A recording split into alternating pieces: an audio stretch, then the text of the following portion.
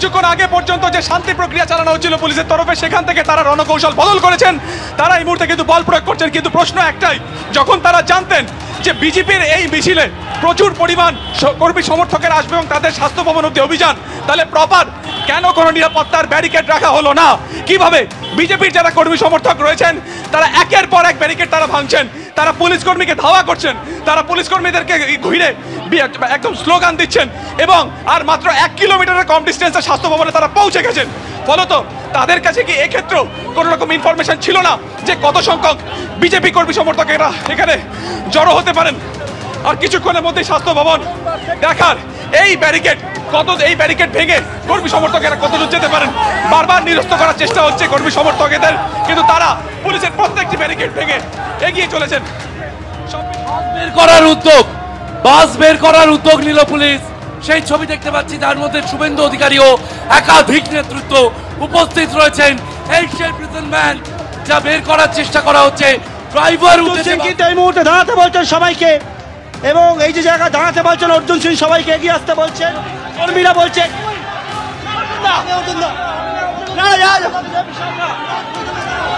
কি ধরতে ধরতে অর্জুন সিং এগিয়ে চলেছেন অর্জুন সিং বিজেপি নেতা।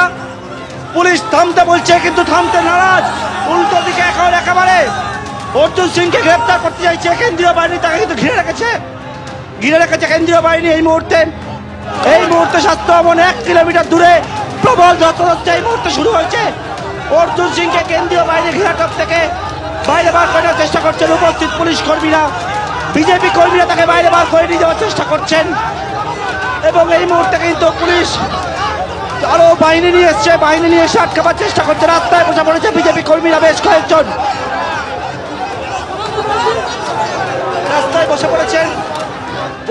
শুভেন্দু অধিকারী সহ রাজ্য নেতৃত্ব যারা আটক হয়েছেন ইন্দিরা ভবনের সামনে, তাদেরকে গ্রেপ্তার করে নিয়ে যাওয়ার উদ্যোগ নেওয়া হয়েছে, আটক করে নিয়ে যাওয়ার উদ্যোগ নেওয়া হয়েছে এবং সেই বাস ছাড়া হচ্ছে।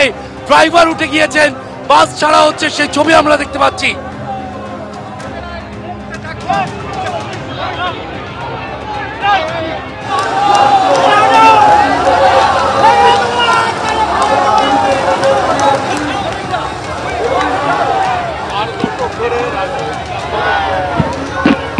এরকম দেখিনি যে বিরোধী দলনেতা একটা কনস্টিটিউশনাল পোস্ট তাকে গাড়ির মধ্যে রেখে দিয়েছে 20 মিনিট ধরে, কোনো ড্রাইভার নেই।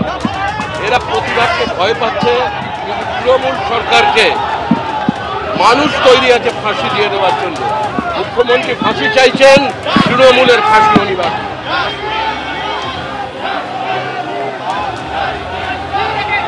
পার্থ শ্রমিকদাকে ধর, পার্থ রলংদেহী ভূমিকায় বিজেপি কর্মীরা পুলিশের দিকে একেবারে, এবং একজন পুলিশের হেলমেটে মারা হলো দেখতে পাচ্ছি, এবং একেবারে